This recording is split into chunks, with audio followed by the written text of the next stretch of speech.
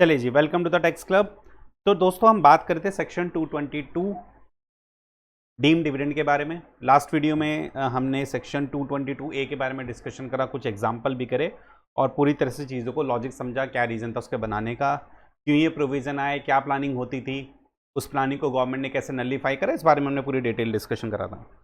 अब हम चलते हैं सेक्शन 222 बी और क्या प्लानिंग करी गई। मैंने बताया था ना भाई, डिविडेंड देती थी जब कंपनी डिविडेंड देती थी तो गवर्नमेंट ने सीडीटी लगा दी, कॉर्पोरेट डिविडेंड टैक्स। तो उसको बचने के लिए इन्होंने क्या असेट बांटना शुरू कर दिया, उसको हमने 222 ए में कवर कर लिया। अब जब असेट पे भी टैक्स लगने लगा, असेट डिस्ट्रीब्यूट पे भी टैक्स लगने लगा, तो कंपनी ने क्या शुरू कर दिया, डिपॉजिट सर्टिफिकेट शेयर होल्डर को देना शुरू कर दिया। तो अब हम इसको डिस्कशन करेंगे सेक्शन 222 बी में।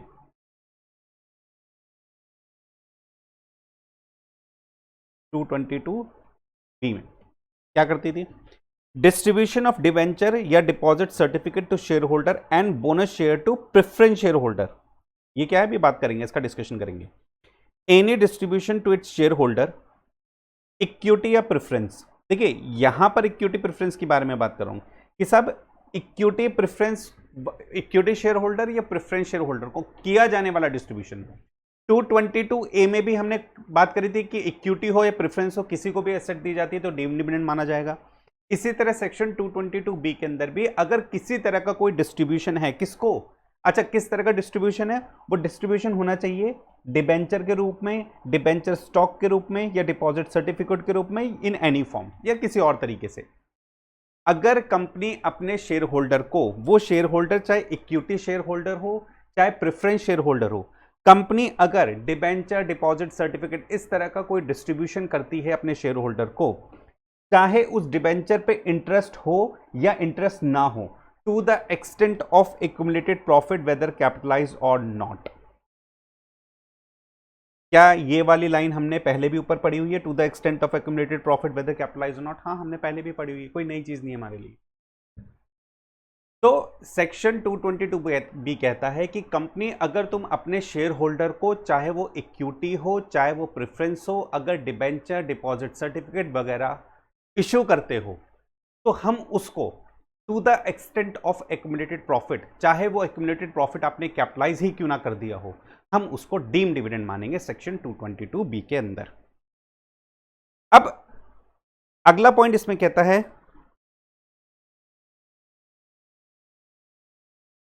अगला पॉइंट कहता है any distribution to its preference shareholder by way of bonus, by way of bonus shares to the extent of which the company possesses accumulated profit whether capitalized or not। देखिए पहले वाले point में कहा कि चाहे preference share holder हो चाहे equity share holder हो, अगर उनको डिबेंचर, डिपॉजिट सर्टिफिकेट वगैरह आप इशू करोगे तो सेक्शन 222 बी के अंदर वो डीम डिविडेंड माना जाएगा। सेकेंड पॉइंट कहता है कि अगर प्रेफरेंस शेयर होल्डर को बोनस शेयर इशू करते हो, अगर प्रेफरेंस शेयर होल्डर को, यहां पर इक्विटी वर्ड नहीं है, इक्विटी की बात नहीं कर रहे, अगर हम प्रेफरेंस शेयर होल्डर को, कंपनी अगर प्रेफरेंस शेयर होल्डर को बोनस शेयर इशू करती है, तो जो वो बोनस शेयर इशू करें ना, वो डीम डिविडेंड माना जाएगा। अच्छा अब बात यह आती है कि यहां पर इक्विटी शेयर वर्ड क्यों नहीं लिखा गया, प्रेफरेंस क्यों ही लिखा गया है? नॉर्मली इक्विटी शेयर होल्डर को बोनस इशू किए जाते हैं, और बोनस किसमें से, बोनस शेयर किसमें से इशू किए जाते हैं भाई? फॉर एन एग्जाम्पल, अगर मैं आपको एक छोटा सा एग्जाम्पल लूं, मान लीजिए बैलेंस शीट है ये है इक्विटी शेयर कैपिटल 2 लाख रुपए की, ये है रिजर्व सरप्लस 2 लाख रुपए के, ये है कैश मेरे पास 2 लाख रुपए का, और ये है असेट मेरे पास 2 लाख रुपए की। जब बोनस शेयर इशू करे जाते हैं तो बोनस शेयर कहां से इशू करे जाते हैं? जो भी एक्यूमुलेटेड प्रॉफिट होता है। अब रिजर्व सरप्लस है मेरा 2 लाख रुपए का, इस 2 लाख रुपए से को मैंने कैपिटलाइज कर दिया, मतलब मैंने बोनस शेयर इशू कर दी 1 लाख रुपए के, इसका मतलब रिजर्व सरप्लस 1 लाख रुपए का हो गया। एंट्री क्या बनी होगी? Reserve and surplus account debit to bonus equity bonus shares, यही एंट्री बनी होगी। फिलहाल हम यहाँ पे एंट्री की बात नहीं कर रहे। तो रिजर्व सरप्लस मेरा 1 लाख रह गया और उसके बदले में मैंने उसको कैपिटलाइज कर दिया, 1 लाख का मैंने बोनस शेयर इशू कर दिया। क्या मुझे एक बात बताइए, क्या प्रेफरेंस शेयर होल्डर को किसी भी तरह के रिजर्व सरप्लस में कोई राइट होता है?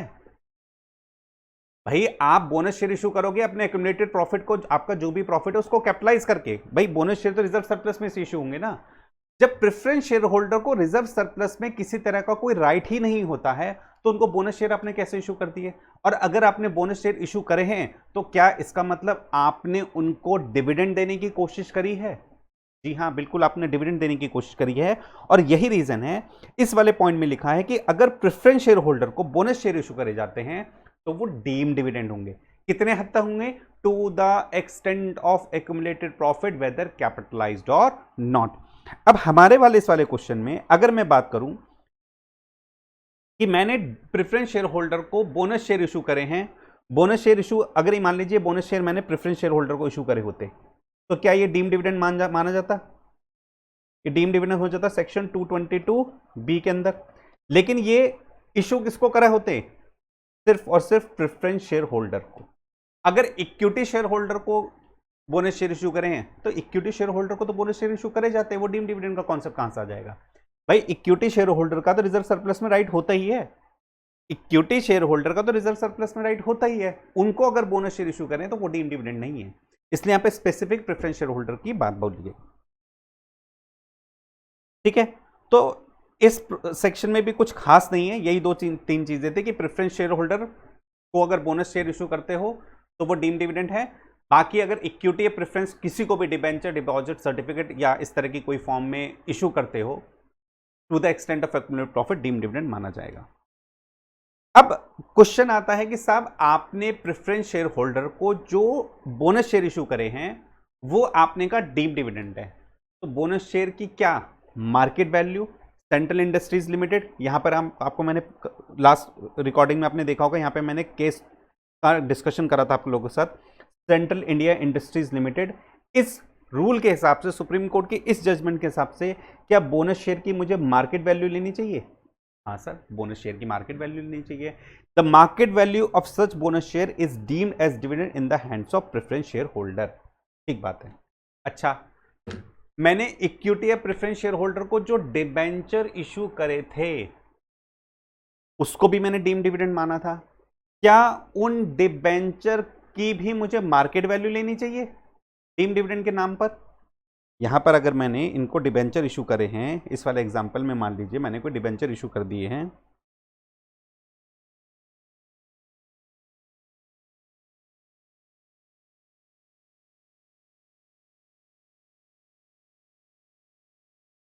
इक्विटी शेयर कैपिटल 2 लाख रुपए की, रिजर्व सरप्लस 2 लाख रुपए, कैश 2 लाख रुपए, असेट 2 लाख रुपए, ठीक है। मैंने मान लीजिए यहां पे डिबेंचर इशू कर दिए 1 लाख रुपए के, 1 लाख रुपए के डिबेंचर इशू करे हैं, इसका मतलब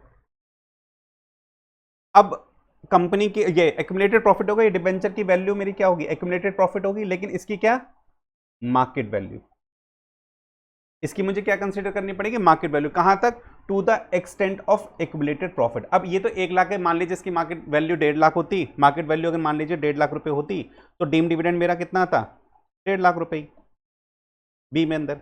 इसकी अगर मार्केट वैल्यू 2.5 लाख होती, इसकी अगर मार्केट वैल्यू 2.5 लाख होती तो डीम डिविडेंड में 2 सेक्शन हो जाते। एक तो मेरा एक्यूमुलेटेड प्रॉफिट तक का 2 लाख रुपए सेक्शन 222B में टैक्सेबल हो जाता। जो एक्सेस 50,000 रुपए हैं, मैंने लास्ट रिकॉर्डिंग में प्रोविजन आपको बताया था कि एक सेक्शन होता है सेक्शन 56 to 10। देखिए 56 to 10 में मैं फिर बता रहा हूं, अभी मैं कोई डिस्कशन नहीं कर रहा, जब हम 56 to 10 का मैं एक रिकॉर्ड वीडियो अपलोड करूंगा वहां पर मैं 222 से रिलेटेड जो बातें हैं उसका भी डिस्कशन वहां पे साथ साथ कर लूंगा। लेकिन अभी आप हल्का सा आइडिया ले लीजिए कि अगर डिबेंचर की या असेट की, जो हमने पहले वाले रिकॉर्डिंग में असेट वगैरह का डिस्ट्रीब्यूशन की बात करी थी, अगर उसकी मार्केट वैल्यू एक्यूमुलेटेड प्रॉफिट से ज्यादा है तो जो एक्सेस पोर्शन है, हमारे वाले केस में 50,000 का जो एक्सेस पोर्शन है ये टैक्सेबल हो जाएगा 56 to 10 में, और एक्यूमुलेटेड पोर्शन तक का जो पैसा है या अमाउंट है वो टैक्सेबल हो जाएगा सेक्शन 222B के अंदर। ठीक है जी। तो इस तरह से ये होती है आपकी सेक्शन 222B की बात। देख लीजिए एक एग्जांपल है, यहाँ पे एक पॉइंट पढ़ी, in the case of debenture stock their values to be taken at the market rate and if there is no market value, अगर कोई मार्केट वैल्यू अवेलेबल नहीं है तो एक्सेप्टेड प्रिंसिपल वैल्यूएशन, जो भी इसका वैल्यूएशन करने का जो तरीका दिया होगा उस वैल्यूएशन के अकॉर्डिंग हम इसकी मार्केट वैल्यू निकाल देंगे। बोनस शेयर अगर इक्विटी शेयर होल्डर को दिए जाते हैं तो वो डिविडेंड नहीं होता, मैंने अभी आपको बताया, क्योंकि बोनस शेयर रिजर्व से इश्यू होते हैं या जो भी एक्यूमुलेटेड प्रॉफिट से इश्यू होते हैं, और एक्यूमुलेटेड प्रॉफिट पे इक्विटी शेयर होल्डर का ही राज होता है, इक्विटी शेयर होल्डर का ही हक होता है, और उससे अगर इनको किसी तरह का बोनस शेयर इश्यू किया जा रहा है तो वो डीम्ड डिविडेंड नहीं है। इलस्ट्रेशन देखिए, company has equity share capital including bonus share 2 lakh रुपए ऑफ 10 लाख की, रिटेन अर्निंग थी 5 लाख की, कंपनी ने डिस्ट्रीब्यूट करे डिबेंचर 8 लाख के to its equity shareholder, compute the taxable deem dividend. क्या होगा इसमें डीम डिविडेंड, देखते हैं, कुछ इस तरह से बात है ये।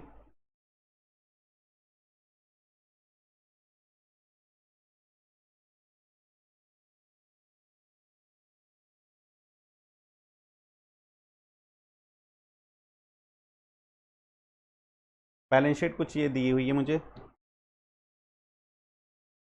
10 लाख की इक्विटी शेयर कैपिटल है,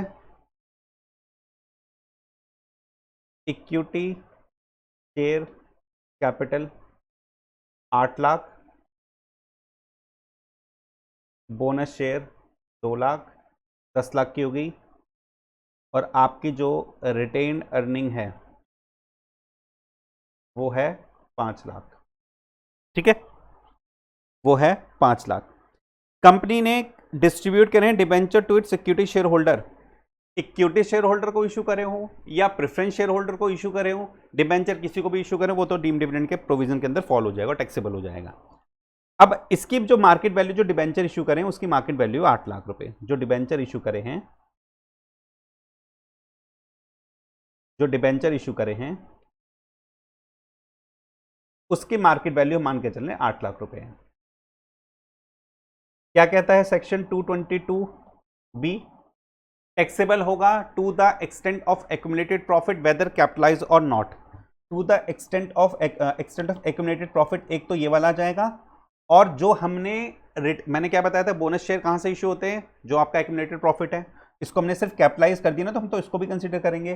तो मेरा टोटल कितना हो गया एक्यूमुलेटेड प्रॉफिट, 7 लाख रुपए का, डिबेंचर की मार्केट वैल्यू है कितनी है, 8 लाख रुपए, तो भैया आपका टैक्सेबल हो जाएगा कितना पोर्शन, 5 लाख प्लस 2 लाख, 7 लाख तो मेरा टैक्सेबल हो जाएगा सेक्शन 222 बी में। रेस्ट जो 1 लाख बचा है, बैलेंस जो बचा है 1 lakh, 1 lakh will be taxable